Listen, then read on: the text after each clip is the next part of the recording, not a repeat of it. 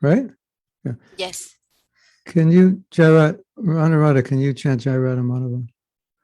Yes. I need to do a few things. Okay. Okay. I'll come back. I'll come back in a few minutes and I'll show my face and then you can end. Okay. Okay. Thank you. You're welcome. Just need to ask. Jaya Radha Madhava Kunja Vihari Gopijana Vallabha Girivardhari Yashodanandana Vrajajana Ranjana Yashodanandana Vrajajana Ranjana Jamunatida Vanachari Jamunatida Vanachari Jaya Radha Madhava Kunja Vihari Gopijana Vallabha Girivardhari Gopijana Vallabha Girivardhari Yashodanandana Vrajajana Ranjana Yashodanandana Vrajajana Ranjana Jamunatira Vanachari Jamunatira Vanachari Hare Krishna Krishna Krishna Hare Hare Hare Rama Rama Rama Rama Hare Hare Hare Krishna Krishna Krishna Hare Hare Hare Rama Rama Rama Rama Hare Hare Hare Krishna Krishna Krishna Krishna Hare Hare Hare Rama Rama Rama Rama Hare Hare Hare Krishna Krishna Krishna Hare Hare Hare Rama Rama Rama Hare Hare Hare Krishna Krishna Krishna Hare Hare Srila Prabhupada ki.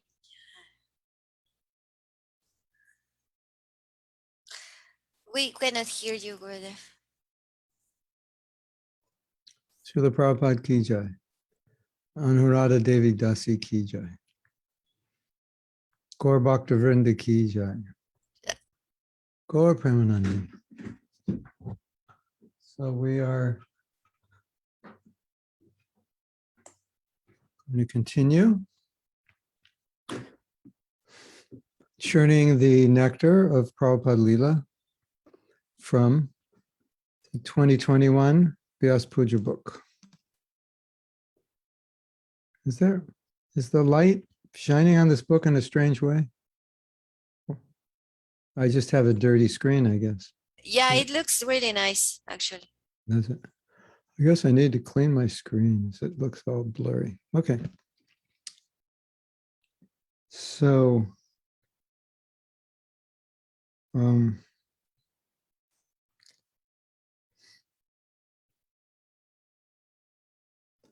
okay, so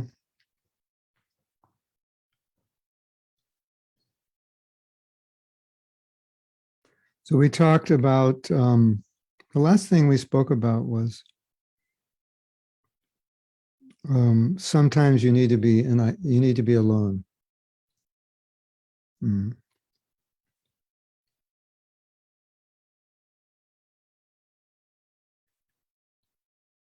To regain your strength.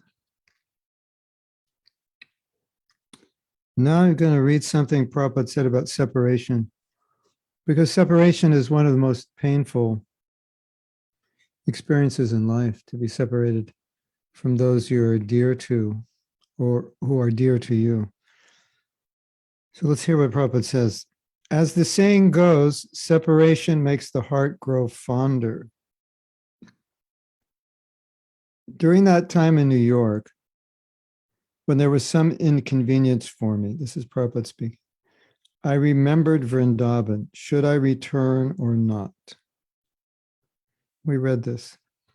The only thing that kept me from leaving was the order of my spiritual master. Otherwise, I had no business being in such a dangerous place. Besides that, how else would I have understood his desire to please Krishna?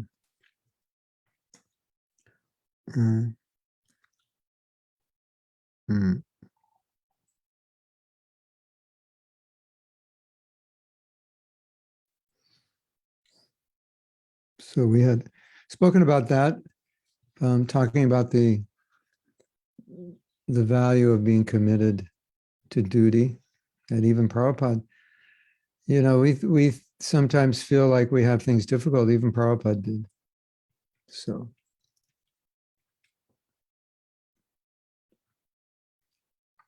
even if you've descended from the spiritual world and you come down and you have to take on a material body and deal with this world,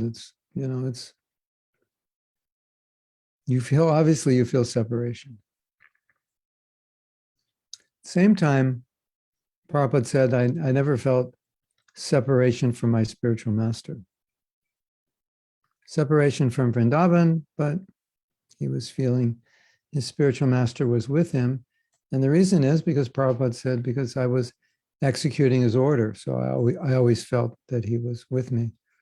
And we feel separation from our spiritual master. We feel separation from different devotees. And one of the best ways to relieve ourselves of that burning of separation is to engage in their service. And we're actually present by service. And Prabhupada said that. And I can always feel the presence, my spiritual master. And that we also realize that through service, that we're with our spiritual master. Sometimes devotees feel more intimately connected with their guru through service than through being in the same room with him. And sometimes devotees who were Prabhupada's servants would develop a desire to go out and preach and not be with Prabhupada, and in that way actually become closer to Prabhupada. So I think that's important. It's important for us. And of course, you can always see your spiritual master digitally, or you can fly to where your spiritual master is. But when your spiritual master leaves, the only association you can get is through service and through hearing his instructions and following them. There's no other way. That's the only way you can get it. So it forces you to realize his presence. When he's still present, you're not so forced to realize his presence. But when he's gone, it's the only way you can have his presence. So it forces you And so we feel great connection to Prabhupada, even though he's not here. You can feel that connection, even though you never met him. And dare I say, even a deeper connection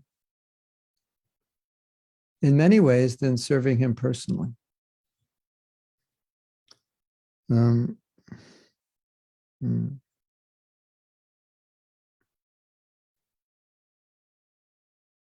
Mhm. So there's one other thing that I want to read, except I don't know what it is that I want to read. So I'm just checking here because I didn't underline it. I just turned the pages like this, you know. So now I have to figure out why I turned them. Okay, let me read this one. This is an instance in which Prabhupada would talk about the power of the Krishna conscious movement. He would talk about the future. You see the Hare Krishna movement today. Can we imagine what it will be like in the future? Prabhupada would give us some hint.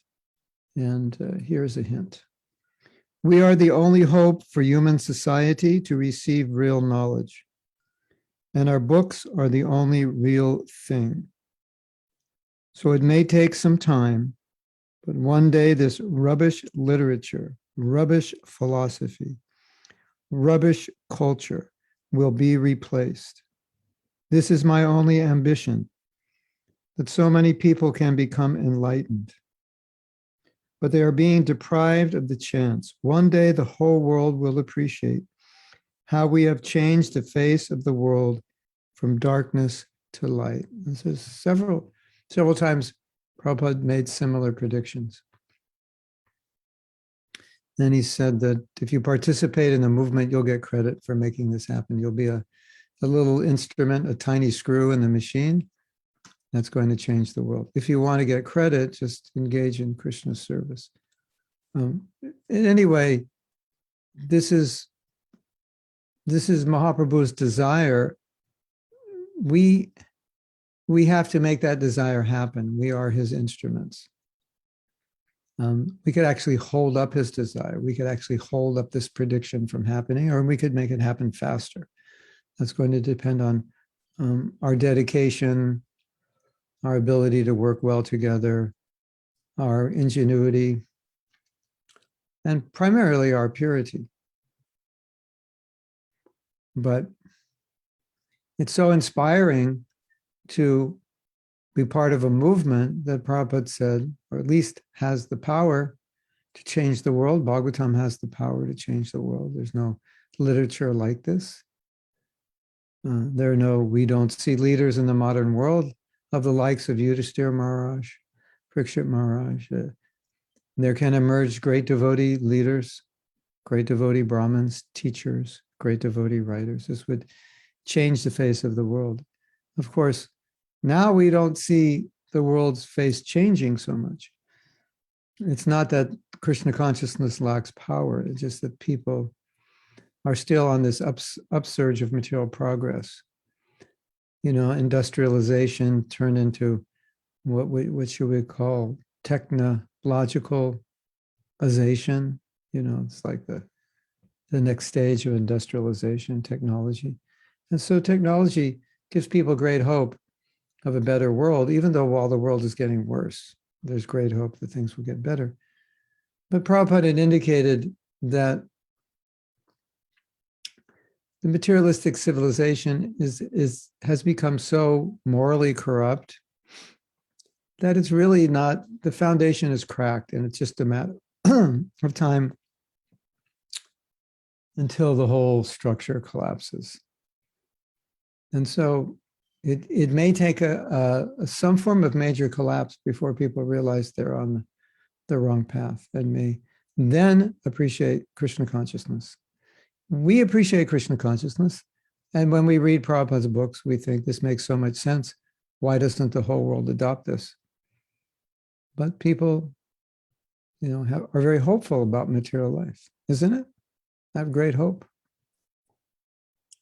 this new app is coming out, and this new chip is coming out, and this new self-driving car is coming out, and then there'll be robots to cook and clean. We're all like, hey, things are looking on the up and up, isn't it? But in the midst of all that, the rug can be pulled from under everyone's feet, and then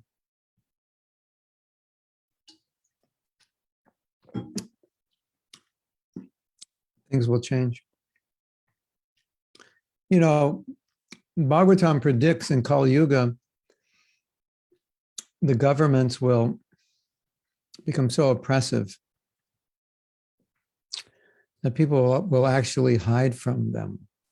They'll go into the country of the forest. They don't want the government to even know they exist anymore. And they'll be severely taxed. And Prabhupada then predicted that cities would become vacant. Obviously, if there's no food and no work, why would you stay in a city? There's no reason. You have to get out and grow your own food. Anyway, these are some predictions: when they'll happen, how they'll happen. If they'll happen, we don't know for sure any of this, but these are things Prabhupada said, so we can't ignore it, right? Isn't it? We have to at least consider. Anyway, Prabhupada was hopeful. Many times Prabhupada said that because Mahaprabhu said his name would go to every town and village, it will. How it is going to happen, you can't always know. It's not always easy to visualize how the world will evolve, because it changes so drastically, so often. The last 50 years, look at that drastic change. What will the next 20 years will be like? They say greater change than the last 50. How people think, how they live, what they believe, it's difficult to say. But when there's trouble in the world, and often devotees ask me, why is Krishna allowing this, or what does it mean? My first thought is that whatever's going on in the world, Krishna is moving people in a direction that will make them more open to Krishna consciousness, because they're so close. Because when you're hopeful for material enjoyment, you're just not that interested in spiritual life. And even if you are interested in spiritual life, you're not actually that interested, not to the point where you have to actually become detached. Isn't it, Gabrielle? You notice that? People are interested in spiritual life, but when you talk about detachment, it's like, oh, I don't know about that. It's like, it's like now we're entering the danger zone. So it's kind of like people want spirituality to be a foundation for their peace of mind, for their happiness, and so forth. It's not like they want to detach from those things. Like sometimes Prabhupada would say, well, we don't care about our happiness. We don't care about peace. We care about Krishna's happiness. So many people who want to be spiritual don't want to be that spiritual. Like one monk said, I want celibacy, but not right now. Like Krishna, I want to surrender to you, but not today. That kind of thing. So when I see the world situation moving in a certain direction, and devotees question why, I always think, Lord Chaitanya is just moving things in the world to get people more ready for what we have been trying to teach them for the last 50 odd years, that most people are like not interested, or the interested people are not motivated enough. They don't have enough motivation to really go forward. We look at Russia, for example, and I've asked devotees, why do you think so many people become devotees in Russia? One of the answers they give is, this life is difficult there. And the one devotee said, often after someone becomes a devotee, their life gets easier and they leave Krishna consciousness. Prabhupada writes about that in the Bhagavad Gita. The difficulties push one into Krishna consciousness and their life gets better and they don't feel the pangs of material existence as they did when they first joined. And they become a little materially comfortable and they lose interest in spiritual life. So it's important to realize, which we all do. Maybe I should say it's important to remind ourselves that our conditioned tendency to control and enjoy is deeply, deeply, deeply, deeply, deeply rooted. And oftentimes we don't realize how deeply rooted it is because we're doing sadhana. So it's kind of like you drink a cup of coffee and you have all this energy, but actually you're sick. But now you don't realize you're sick because the coffee is giving you energy. Stop drinking the coffee, you realize how tired you are. So we have sadhana and it makes us feel like, oh, I feel very inspired. I feel very Krishna conscious. Yeah, that's the caffeine of the sadhana. You stop taking that sadhana caffeine, you realize what you really are. You realize how strong that desire is to control and enjoy. Have you had that experience? Like it's like crazy, We think, oh, that's over. I'm over that.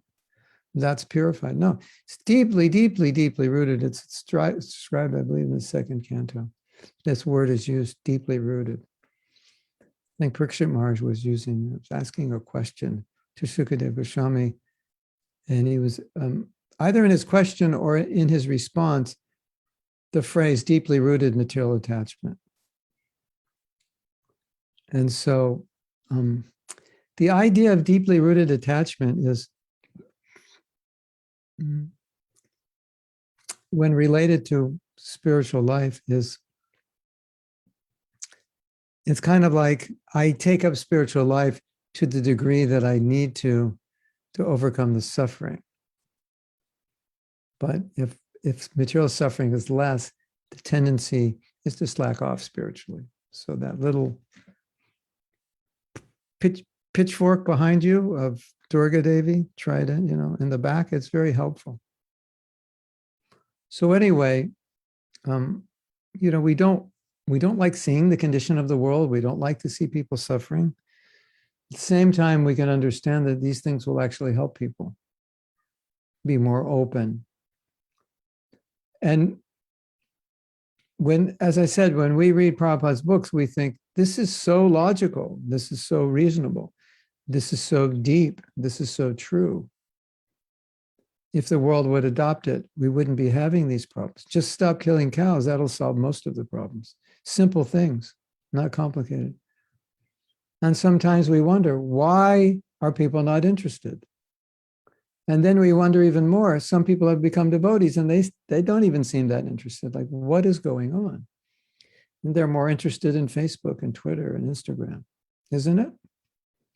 That's a very, so it's like, how is Krishna consciousness going to spread to people who are addicted to Instagram and Facebook and Twitter or whatever the latest app, TikTok, and there'll be so many other apps that will dwarf all those apps that people will be addicted to. Like, how can we spread Krishna consciousness? That we will see. Krishna, can shake things up as necessary. And what Prabhupada is predicting here is that people will appreciate Krishna consciousness. And he's made these predictions before. And my understanding is, what Prabhupada is saying is that when people actually understand what we're doing, when enough people understand what we're doing, it's going to create a groundswell. Things will change. But at this point, there's not enough people that understand, right? You see, for example, someone becomes a devotee, they learn about Krishna consciousness. Their life changes, they become motivated. And oftentimes they go out very enthusiastically and share Krishna consciousness. And many, many more people become Krishna conscious. And then from those people that they're sharing with, someone else becomes especially enthusiastic and shares it. And that's how Krishna consciousness spreads, not just spreading because we have temples. It's spreading because we have individuals who are enthusiastic and compassionate. What if we had 1,000 times more devotees, or 10,000 times more, or 1,000,000 times? Then you could imagine, 1,000,000 enthusiastic devotees who are powerful. Then you can imagine, things will change. So Prabhupada's point is that the Bhagavatam and Krishna conscious philosophy is way more powerful than any other spiritual path and any other philosophy. So if you just get it out there enough, it's going to have its effect. And people will realize, yeah, the world was on a path to destruction. And because the Bhagavatam shed light on it, the world turned around. That's basically what Prabhupada's saying. That's pretty exciting, isn't it? It's pretty inspiring to try to get it out to more people. And every once in a while you get it out and some influential person appreciates it and he makes a contribution in some way that reaches many more people than we could reach, right? And it could be an actor, it could be a musician, it can be a politician, it can be a writer, a YouTuber, anyone who's got influence. And now recently we saw that, what's his name? Will Smith, the actor Will Smith, he was talking with Jai Shetty about Bhagavad Gita. So it sounds like he's been listening to Radhanath Swami and also, of course, Jai Shetty. So he's talking about what's in the Bhagavad Gita. That is going to influence lots of people, right? If you have 100 people like Will Smith talking about Bhagavad Gita, more people will hear. You were, or maybe Matthew, you were a little younger, growing up at the time the Beatles became interested in Krishna consciousness. So what was actually happening is the devotees were struggling in England. And by their desire and the arrangement of Krishna, they met George Harrison, who was immediately attracted. And practically, from what I could tell from the story, it's pretty much within a few weeks after they met him, he said, let's make a record. And they made the record. And that amazingly, that record became extremely popular. Top 40 in London, but in other countries in the top 10. And I think in some Eastern European countries, like the top 3, it was just crazy. And so Prabhupada said to him, you did more to spread Krishna consciousness than anybody. And because, and also through George's music, personally, the things he said. So ISKCON went from like 0 to 100 in a few days once they met George Harrison. So that's why, you can't really tell. It might look like, well, not that many people are interested in this and that. And one influential person can influence millions of people. Isn't it? Yeah. So anyway, these are predictions. I just wanted to read that because I thought it was inspiring. It would inspire all of you that you never know who you will influence and you never know who they will influence. Isn't it?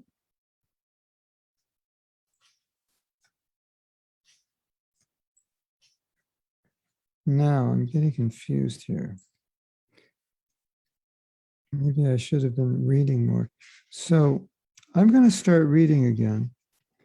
I have a sneaky suspicion I should have been studying this book this morning instead of reading the other books I read, because I have the next 20 pages are not marked. So I'm going to read where I have it marked, and it might be actually that we read this before. And if so, then we will make some other adjustments. Okay, or we will read it again.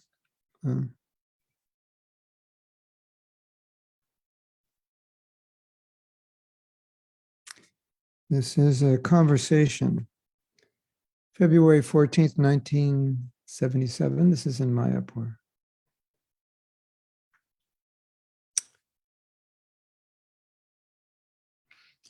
Be strong so that you may not be a rascal.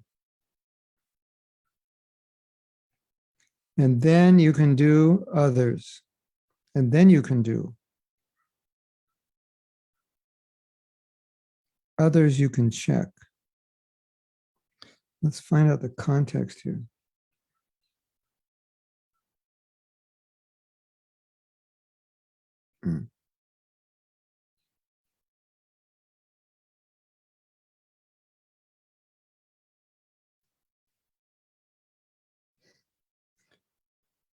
It's about meeting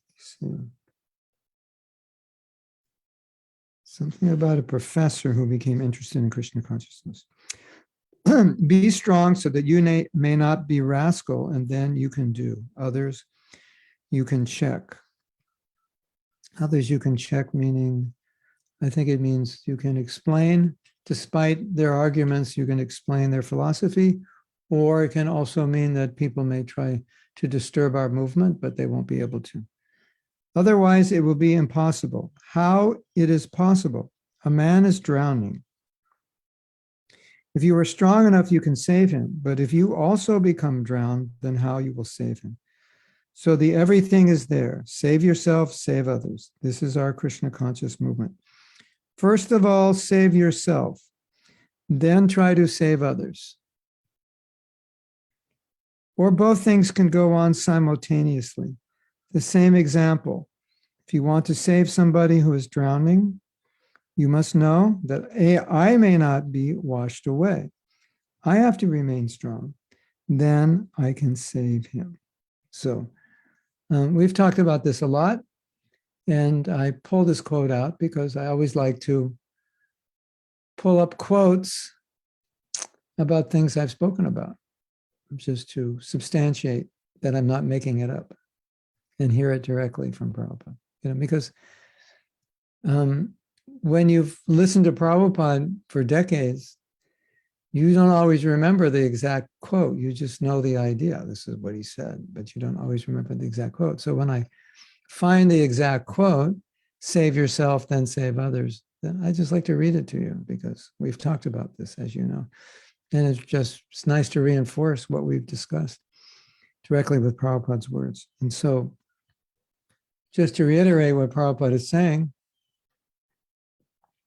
Manarada goes out in the ocean and the tide pulls her out and she's screaming, help, help.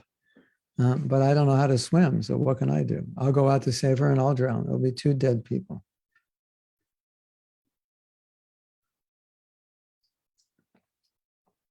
We always say by our association, we will make others Krishna conscious. But if you're not strong, by their association, you lose your Krishna consciousness.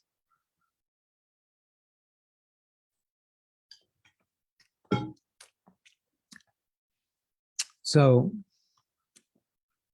Prabhupada said, save yourself, then save others. And then he said, well, do it at the same time. It's not one or the other. That's not like save yourself, Gabriella, and in 10 years you can go out and save others. No. What's actually happening is you're actually saving yourself by saving others also. So save yourself means take care of your sadhana, be strong in Krishna consciousness. But by saving others, you'll also become strong. But, if people are drowning and you're also drowning, then you can't save them. So save yourself means become a strong swimmer. And then you can dive in the ocean of material existence to pick up other people who are drowning.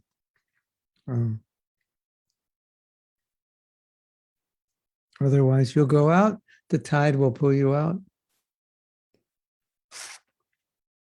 and you can't save yourself.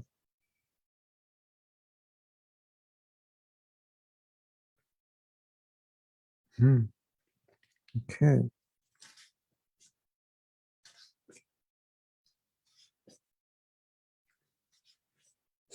So I'm looking for some more quotes.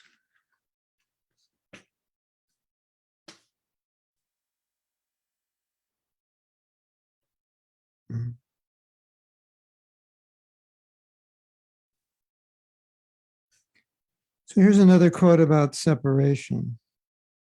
And I'm going to read it because, as I said before, this is a difficult topic, and we all will experience separation.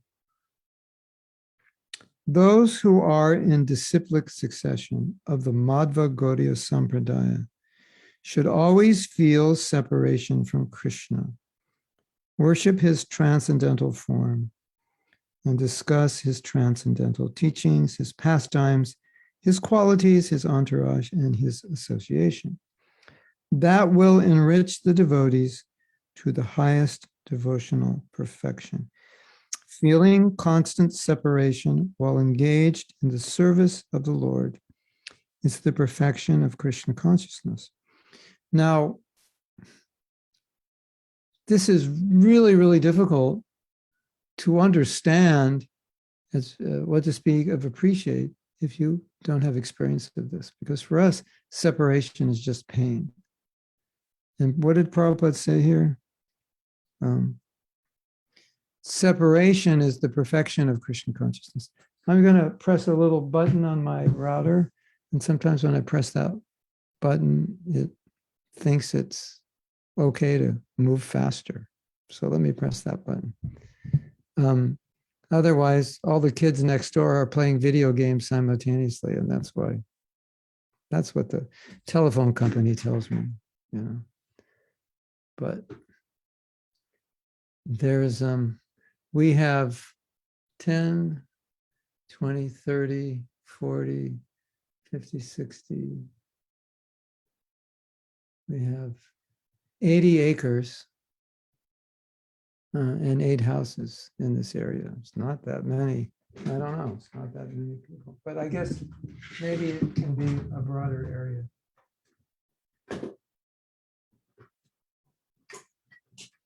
Let's see what happens. So I wanted to read this quote because, like the other quote, for us, separation is, it's painful. And whenever we read about separation, we're just reading about the pain of the devotees. And there's a prayer. It's called Viraha Ashtakam. Viraha means separation. And Prabhupada wrote to his spiritual master, and Prabhupada was feeling great pain and separation from his spiritual master. It was a prayer of lamentation. So we see a lot of lamentation accompanying separation. Sometimes we hear that the Brajbasis are dying in separation, their bodies are withering up. And so we're reading all these things, and then we hear that feeling separation is the perfection, and it doesn't really make sense. So when you see that pain of separation, what you're seeing is an external feature. You're looking at an external feature of something that internally is ecstatic. And so you get sidetracked by the external symptoms because you think, oh, I don't want separation, it's suffering. Or when I'm separated from my dear friends, or I feel separation from Prabhupada, I never even met him, I feel so bad, I couldn't have met him, or my spiritual master is not here, I feel separation. The understanding is that love is actually deeper, and meditation on Krishna is deeper in separation than when you're present. And it's so deep that even Krishna arranges those feelings of separation to take place in the heart of the devotee, even at times when the devotee is with Krishna, because the devotee may be with Krishna thinking, but Krishna will go. And so they start feeling separation even in their presence, in his presence. So Krishna is arranging that because it's enhancing the bhakti. Or sometimes they become so ecstatic that Krishna's there and they don't even see him. And so there's so many examples of this, and the point is that it's enhancing. And so I would say, from my own experience, I would say that you can't get any closer to any of the acharyas, the ones obviously we've never met. You can't get any closer to them than following their instruction and engaging in the service of Krishna consciousness. You can't get any closer to Mahaprabhu than giving someone his teachings and the holy name. This is as close as you can get. And Prabhupada, he used to give the example. He said, you know, the mosquito is sitting on the lap of the guru. But what is the mosquito doing?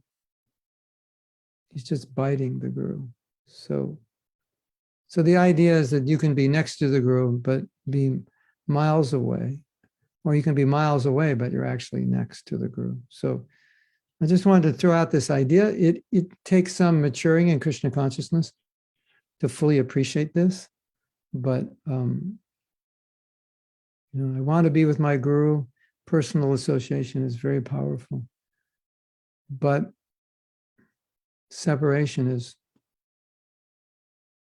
special. And of course, the point is you never will be separated. You never will be separated if you engage in service. I guess that little magic button didn't work, huh? Too many video games being played. They keep telling me, oh, I'm connected to this internet is connected to a cell phone tower. I have no cables coming in. It's just connected to a tower. But it doesn't, the speeds are very slow. There's not that many people that live out here, so they, you know, we're out in the middle of nowhere. You ever heard that saying before? The middle of nowhere? We're out in the middle of nowhere. Okay, you want to see what the middle of nowhere looks like? This is the middle of nowhere. Look at my window. You're in the middle of nowhere. Well, I have to put the...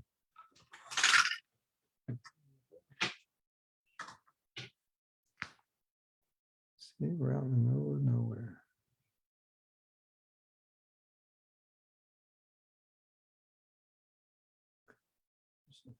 It's hard to adjust the light. This is so slow. It's crazy. Ta-da, ta-da. There's a screen there. That's what you're seeing, I guess. The screen. So, no mercy, huh? The internet is showing no mercy on us today. Oh, Krishna. Okay. All right.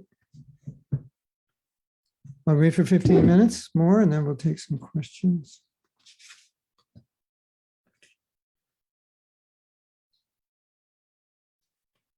Okay.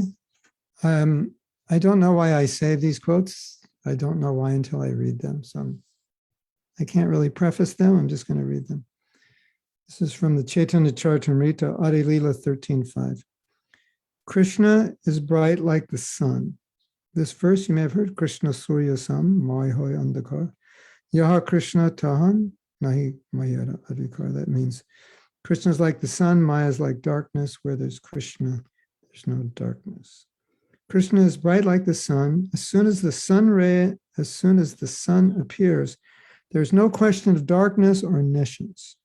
Similarly, the present verse also describes that by the illumination of all the moons, brightened by the reflection of the Krishna sun, or by the grace of all the devotees of Chaitanya Mahaprabhu, the entire world will be illuminated, despite the darkness of Kali Yuga.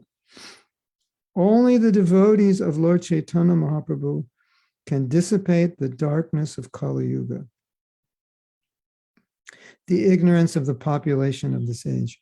No one else can do so. That's a heavy statement, isn't it? It sounds kind of sectarian, doesn't it? Okay, we'll unpack that in a minute. We therefore wish that all the devotees of the Krishna consciousness movement may reflect the Supreme Sun and thus dissipate the darkness of the entire world. I think that what Prabhupada means is it's not that other people can't give religious conceptions and spiritual ideas, but we see there's a lot of misconception even amongst spiritual people, and some of the world's biggest religions do not recommend vegetarianism. Excuse me. And Prabhupada said that the world will become happy. I put a post up on, I don't know if you saw it on Facebook or if it went up already. The world will be happy when we stop killing the cows, or it can't be happy until we stop killing the cows. Chinese medicine. So I don't cough anymore.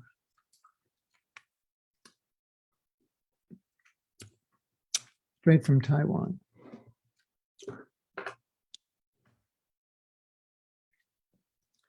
Basically tastes like I'm eating a ball of menthol, if you could imagine. Mixed with a ball of menthol mixed with some nasty tasting herbs. Yeah,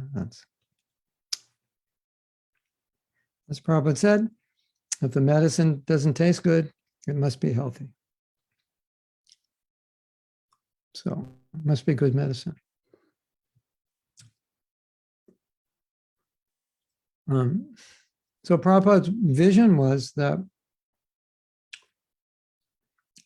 through the teachings of the Vedas and Varnashram Dharma, you could make a change in the world, and through the chanting of the holy name. But if you don't have those elements, you could make some change, but it won't be complete, because this is the complete program. You know, it's kind of like a medical protocol. Some protocols help, but they don't completely cure the disease. But another doctor may have another protocol that can cure the disease. So it's like that. Anyway, so I hope you're inspired. You are all meant to have some responsibility for changing the world.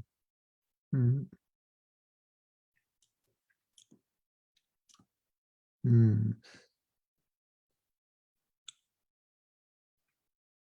We therefore wish that all the devotees of the Krishna consciousness movement may reflect the Supreme Sun and thus dissipate the darkness of the entire world.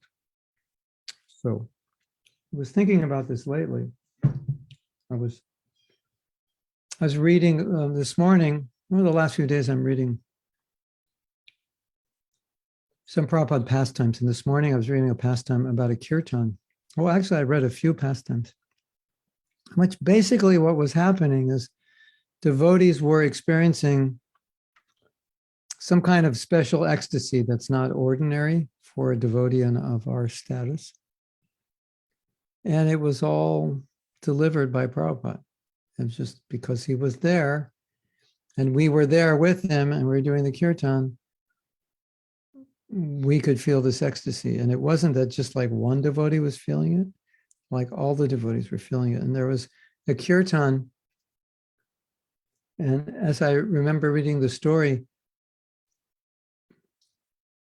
all the devotees experienced very intense emotions, and most of the devotees were crying. It wasn't, you might see a devotee crying in a kirtan and you think, oh, whatever, that's just so-and-so. They always cry or whatever, their mother died or something. But this was like everybody was crying. So, and I think, okay, I've led a lot of kirtans, no hair standing on end, nobody crying, nobody rolling on the ground, no voices choking. Like, how can I spread Krishna consciousness? That people just come in Prabhupada's presence and it has a profound effect upon them. But Prabhupada is saying, well, it's not really you, but if you reflect the sun, then You're reflecting the sun. You're not the sun, but you can reflect the sun. And then it will have the effect of brightening people. So that's really our position. And so that's what Prabhupada is saying. Okay, you may be whatever. But if you live the teachings of Mahaprabhu, then you will be reflecting the sun. Okay, I'll give you, let's have a little, I have a prop for this, okay? Hold on. It's time to get my prop, just to make my point. You know what this is? This is used in photography. It reflects light. So you shine light into it and it shines back. I actually have it over here. When I do classes at night, I have it over there like this. The light goes here and it shines back because my room gets very dark. I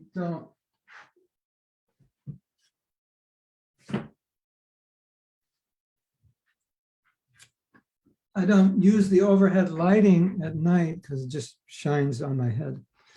So I use that and it reflects back. So there's all this light over me and the light's actually going the other direction. So if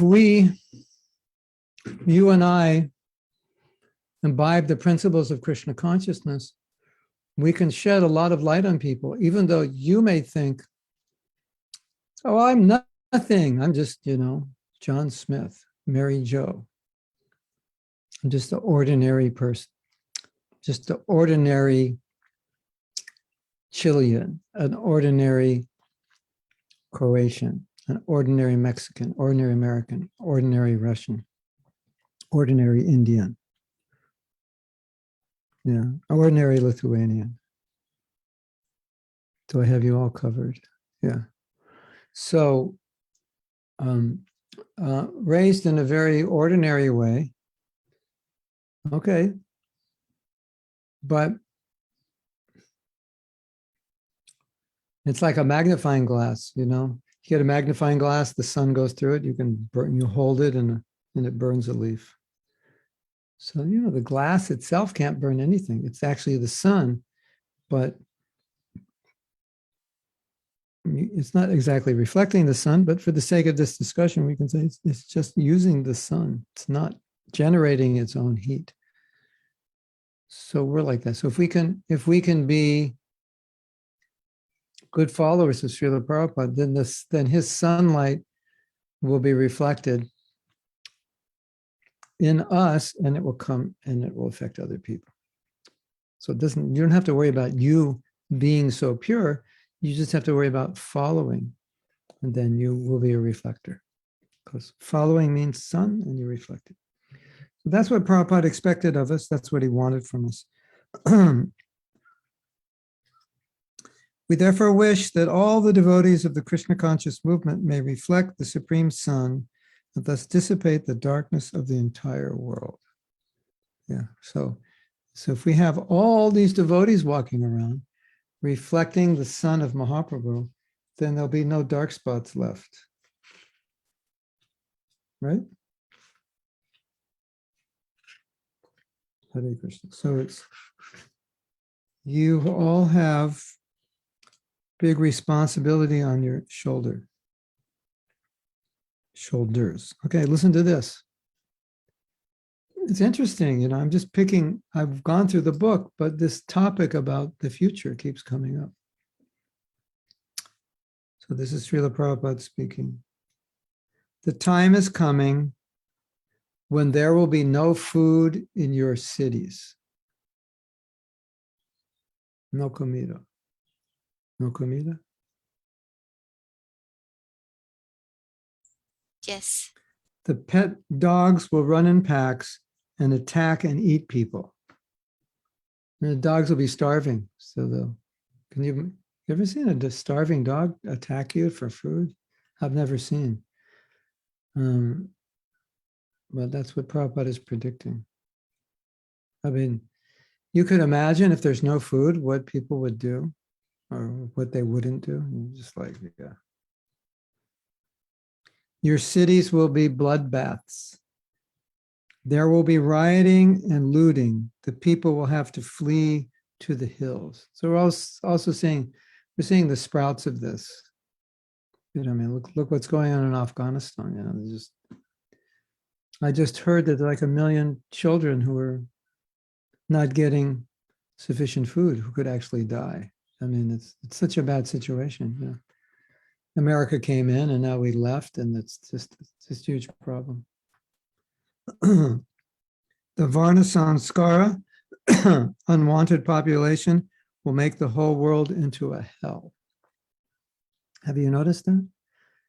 Younger generation sometimes. That's like, whoa. Occasionally I look at the latest songs just to see like what the consciousness is.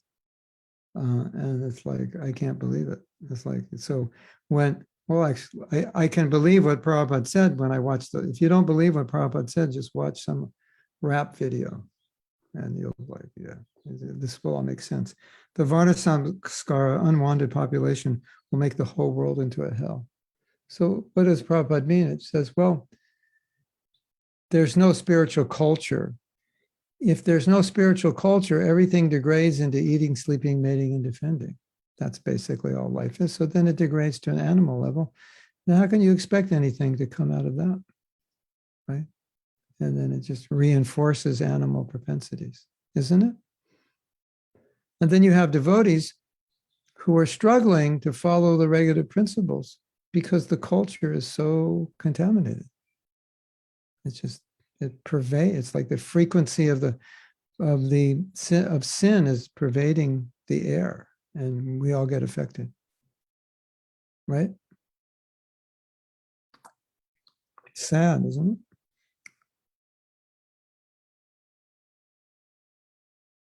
Listen to this. The oil civilization is in its final phases. You will see everything collapse within your lifetime.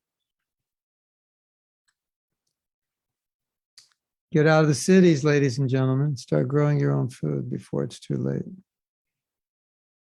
You know, I'm praying to Krishna for $300 million. Then I can start an eco-village on every continent, right? Actually, with 300 million, I could probably do 2 eco-villages on every continent. I would be so happy if before I die, all the devotees are living in eco-villages and they don't have to live and work in the cities. That would be like my greatest happiness in my life, because then the devotees would be happy. And everyone coming could execute Krishna consciousness without distraction. Anyway, Prabhupada goes on to say, the Rakshasas are ruling the world. This is their time. Kali Yuga, when demons emerge unchecked. Piety is crippled like the legs of the bull, Dharma. So what I understand from having read these statements over and over again, I have to recontextualize it because it sounds, if you just take a cursory view of this, it sounds like Prabhupada is just condemning everyone and everything. But basically what he's saying is that society has degraded to a point that people don't actually understand what is human civilization. And we're creating human civilization, so therefore there's hope. Just like when Gandhi was asked, what do you think of Western civilization? He said, oh yeah, that would be a good idea. So he's echoing the same thing, that it's not actually civilization, it's subhuman civilization. Human civilization has religious principles. Human civilization has discipline. It controls itself. It has higher values, just, moral principles. And so Prabhupada's saying the current civilization doesn't have these things. So even you have leaders who are good intentioned, but they don't have knowledge. So they're limited in what they can do. And oftentimes in their attempt to do well, they disrupt things because they don't know. So this now has inspired me to read something for you. If I can find it. Yeah, okay. So I got inspired a few months ago. I don't know if I told you. I got inspired by a song. And I do music, I write songs. I'm always thinking how we can Krishnaize. So sometimes I listen to music just to get ideas, like good. So I'm not like a genius musician or anything. So I need to listen to better musicians. So I was listening to this song. What's this song? That's the Shape of My Heart by Sting. And then I was thinking, oh, we should write a song. That's the Shape of Kali Yuga. It's like the, so I wrote the song to work with the same number of syllables to work with that melody. Would you like to hear it?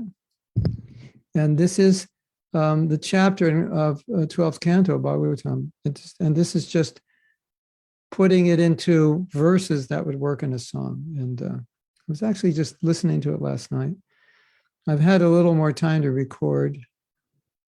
And so I'm hoping to have a little more time I want to do my next project I want to do is I want to do Damodar Astaka in English. So after we chant it in Sanskrit, we could sing it to the same melody in English.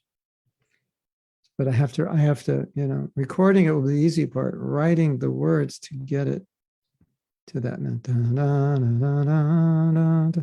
Getting that in English. I'm going to see if I can do it because I just think it'll just be a better experience, a more full experience if we can also sing in English. But anyway, so this is, occasionally I get inspired to put something from Shastra in English, just to help us go more deeply into it and also help us memorize it. And you may know I also did the Bhagavatam on Ras Leela, the Rasa dance. I put that into a song, which I haven't released because I wasn't sure I should, but I'm starting to think I should. I mean, it's just the Bhagavatam. If you can digest it, good. If you can't, then wait till you're more advanced. You can listen to it. But so this is what I found is that the order the verses come in Bhagavatam, that they don't necessarily make sense topically because they jump around. And so I tried to keep things together topically as far as I could, but the order in which I'm going to read this is not going to be the order of the song necessarily, because it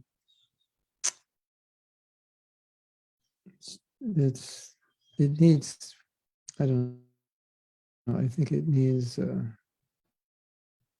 be in a different order, personally. Okay. So this song is called The Shape of Kali Yuga. Men will think they are so beautiful by wearing hair down to their necks, and their manliness will solely be judged by their expertise at sex. Of course, now, Anuradha is translating this and coming up with poetry spontaneously, right? Probably not. So the Spanish translation is losing. Only because of their physical beauty, men and women will become wed. One who cares for a family will be considered a success, and a Brahmin will be made by a thread. So this is straight Bhagavatam verses. And this is the chorus. Religion, cleanliness, mercy, tolerance, life, strength, memory, truthfulness, all diminish as we live through these days, but that's just the shape of this age. Wealth alone will be the sign of one's goodness. Law and justice only for those with money. Success in business will depend on deceit, and a poor man will be considered unholy. If one doesn't have an abundance of wealth, for him, no one will care. Hypocrisy will be accepted as virtue, and beauty will be judged by one's hair. A person will be considered very spiritual merely by external signs. And one who is clever at juggling words will be considered the most learned man of his time. The earth will be crowded by a corrupt population. The strongest will gain political might. Harassed by famine and excessive taxes, people will flee for their lives. And the last verse. People will suffer from severe heat and cold. Struck by drought, they'll be ruined totally. They'll be tormented by quarrels and disease and by severe anxiety. So that's the prediction of what's going to happen in Kali Yuga. Song soon to be recorded. Stay tuned for further details. Okay, so let's see if we have any questions in our chat, and then someone can check if we have any questions from Facebook. Okay, so Tanya says, one of my friends said, KC philosophy sounds pretty logical, but my material life would have to completely fall apart for me to devote myself to spiritually. Well, tell your friend, if you are sincerely wanting spirituality, then your life will fall apart, because if that's the only way Krishna can get you, then he'll do that. And if you really don't want spirituality, you have nothing to worry about. He'll just let you ruin it yourself. Eventually it'll just take longer. Krishna Karshani says, I noticed that if devotees surrender too quickly, not being ready for that, after some time, he or she is unsurrendering. Yeah, that's Bhagavad Gita. What verse is that? 1893. If you've surrendered too much, then unsurrender. The longer I am a devotee, the more I'm convinced that slow but steady progress is better than surrendering and after some time coming back to. Well, depends how we define surrender, I think. You're talking about like someone who moves in a temple, sells their mansion, gives their inheritance from their grandfather of $10 million to the temple, starts washing pots, even though they have 3 PhDs. Yeah.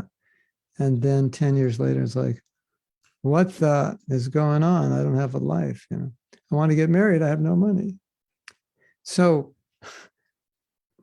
I think Krishna Karshani, the problem is not really with the devotee. I think the problem is with the leaders, because when the devotee joins, they have 3 PhDs, this and that. They're like, forget it. I don't want this. I just want to go out in the street and chant Hare Krishna and sleep on the floor. That's what I want to do. And be happy and, go to India once a year. Right. And I don't even care if I get sick in India. I just want to go and see the Dham. And, so that's, and I want to be, single for the rest of my life. I don't want to think about marriage. That's very common. Not all devotees, but it's common. And I don't know if you can really stop devotees from thinking that way until there's a senior devotee that says, wait a minute, Prabhuji, wait a minute, Mataji. You're not going to feel this way in a few years. Slow down, slow down, slow down, take it easy. You got to think about your future. You got to take it slow. Don't, bite off more than you can chew. And then they start to understand. Most of them can understand. Some will think the senior devotee is crazy and just doesn't know what they're talking about. That devotee will, of course, find out the hard way. So what you say is true, but really the seniors should be the ones guiding, like, slow down, He said, I'm going to be brahmachari for life. Yeah, Prabhu, you're like the 8th million brahmachari who said that's married now. So, just like, it's not that you may not be able to do it, and it's not that you shouldn't want to do it, but you have to be realistic. And if that desire to marry comes up, you don't have to drink cyanide. You can actually do it. Oh, it's getting married is worse than poison, So I've thought about this from the perspective of, if you just read Prabhupada's books and you have no guidance of senior devotees, that's naturally how you're going to think, right? Just give up everything, like right away, because that's basically what it says. Of course, it's not exactly how Prabhupada means it, but we don't know that because we're just off the street and we're just reading it. Literally, this is what it says, Your mother's Maya, your father's Maya, your sister's Maya, your brother's Maya, your house is Maya, your body's Maya, your mind is Maya. Just surrender everything to Krishna. And you're like, okay, I'm doing it. You sell everything. You come in and it's like, your new bhakta, you're like up at 2 a.m., 4 hours rest, Hare Krishna, on fire, preaching to all your friends, like you become the biggest fanatic in the universe. And like, we've seen that a million times. right? Telling your parents they're in Maya, they're going to hell, never want to see you again. You have to throw out all the pots and plates if you ever want me to come back in the house. You're just a meat-eating karmi. I never want to see your ugly face again. So we've had devotees do this, right? So we need senior devotees to, say, wait a minute, Prabhu, not exactly like that. So I think that's part of the problem, or maybe the main problem. I think it's natural, just when I read Prabhupada's books, there's so many heavy things in it. Of course, I understand better because I have context of 50 years. Just recently, this devotee wrote me, it was a young devotee, and he was saying that, a lot of devotees are saying, just be Krishna conscious, all good qualities will develop. You don't have to do anything else. And there's this controversy. And, so, if you're a new devotee, it just seems like, well, that's what the Shastra says. All devotees have good qualities, all non-devotees have bad qualities. And if you're a devotee, you'll develop all good qualities. It's like, okay, that sounds pretty straightforward, simple. And do we have sexual abuse, physical abuse, spousal abuse in ISKCON? Yeah, well, according to that verse, no. But according to, you check in, do a reality check, we do. So then you're like, okay, well, now how do I understand that verse? Oh, okay, eventually when I'm a pure devotee, then all these good qualities will manifest. And if I am a highly conditioned soul, addicted, violent, abusive, from being raised in an abusive family of alcoholic parents, I might need some help. What do you think? Yeah, maybe that might, it's like, I have been beating my wife every day for the last 10 years. Maybe there's something wrong with me, even though I give Bhagavatam class every day and chant 16 rounds. Yeah. So these kinds of things took us like decades to understand. How could there be anything wrong with you? You chant 16 rounds, follow the principles. So your wife comes to Mangalati with a black eye. It must be her fault. You chant 16 rounds. You're perfect. That's how we used to think. Or maybe some people still think like that.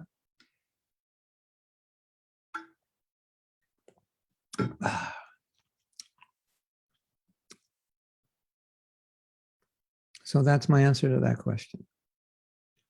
It is true what you say, but how, it's like when you're young and you've never done something, how do you govern yourself, the speed at which you go into it? How do you know? You don't know. Someone has to say, like sometimes I'll see someone and I can just tell this person really needs to be married. And I'll say, have you ever thought of getting married? And they're like, well, not really. Why? I say, well, the Shastra says it's better not to.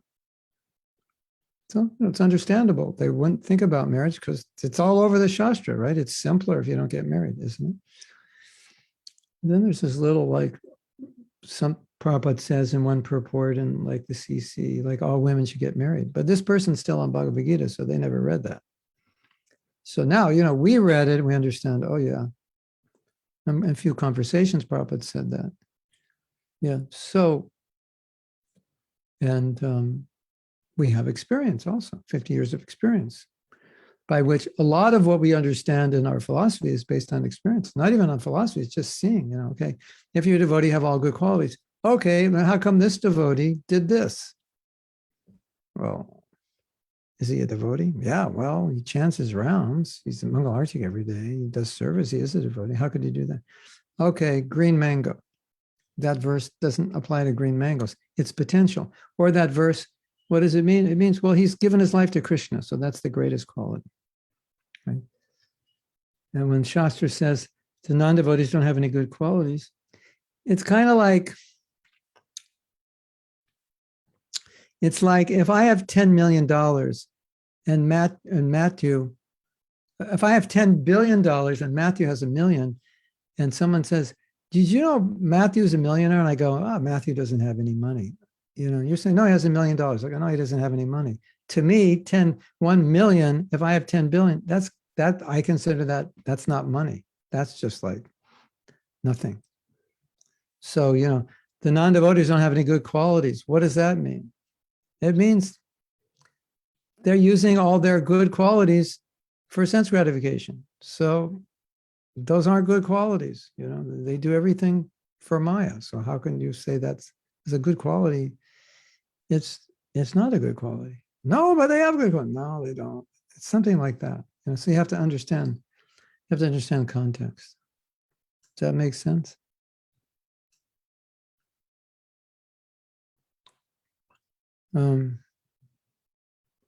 Okay. Christy, you have to, I just saw your question. It makes me uncomfortable listening to this. What's the this you're listening? Oh, the last thing I said. Oh, about. Oh, yeah. Okay, we'll get to your point. Srila Prabhupada built a home for everyone in this world. How to attract everyone to Krishna consciousness, even Muslims, Christians? Is it possible to attract everyone? Yeah, Gulab Jamans, I think that's the answer to your question. And how to attract everyone to Krishna consciousness? We form a band. We make this music that's so beautiful, and we chant so beautifully that everyone's heart just melts. And as they're sitting there listening to the kirtan like this, going, oh, we drop gulab jamans in their mouth because their mouth will be open, and that's how we do it.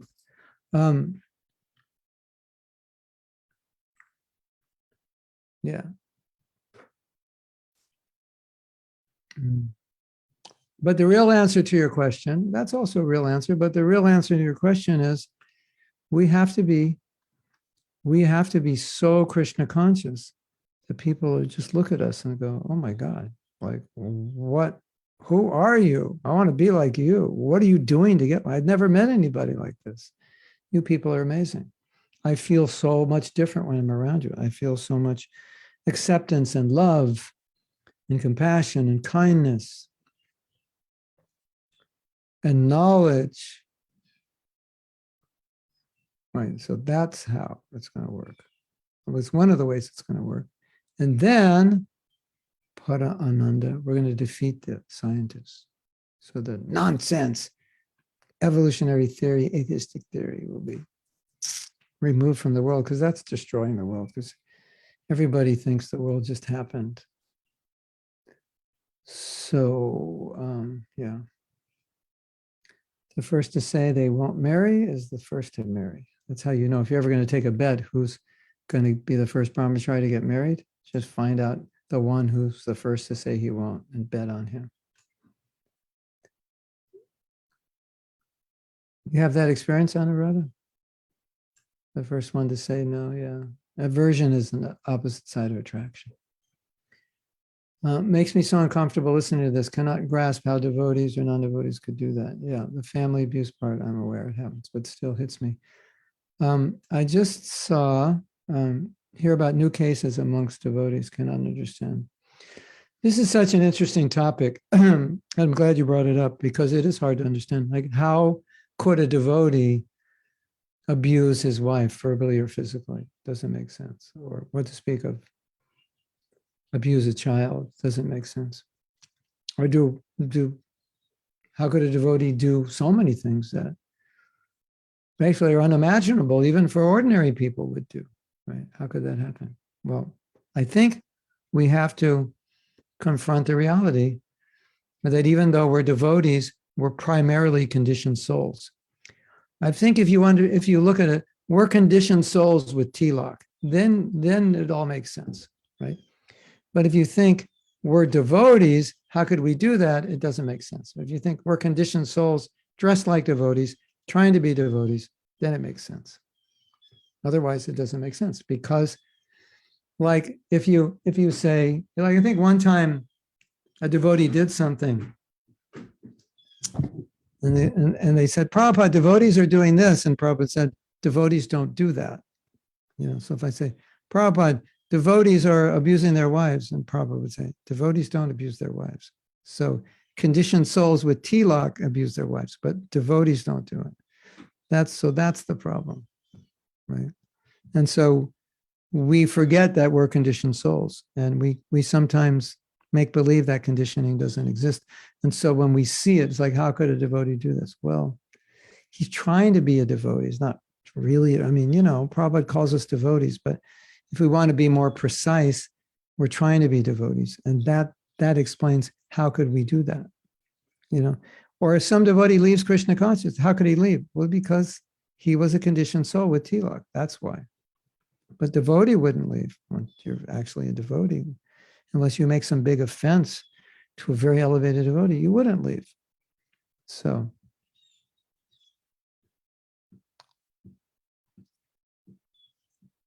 does that make sense? So it's like there's just some brahmachari, and he's like really gives really amazing classes, and he leads nice kirtans, and he does nice service. And it seems like, wow, what an amazing person. Who wouldn't want to marry him? But you don't know that his father was an alcoholic, his mother was a drug addict. He was abandoned and raised in a foster home when he was 4, and he's got all kinds of issues to deal with. You don't know that. And now he's become a devotee. You think those issues go away? Most people will be, dealing with those issues, even as devotees, even though they're chanting. So, some will do better at dealing with them than others, but they're there, right? And then, you get upset with him. You marry him and get upset with him. And it reminds him of his mother when she was on drugs, getting upset with him. And he freaks out, and you don't know why he freaked out. That's why he freaked out. Because he's been freaked out by his mother growing up. Right? Doesn't take a PhD to understand it. This is why Gabriella went to university for 300 years, so she could understand this. But we can all understand it, right? She knows how to fix it. That's why she went to university. But as far as understanding it, it's obvious, we're all shaped by past experience.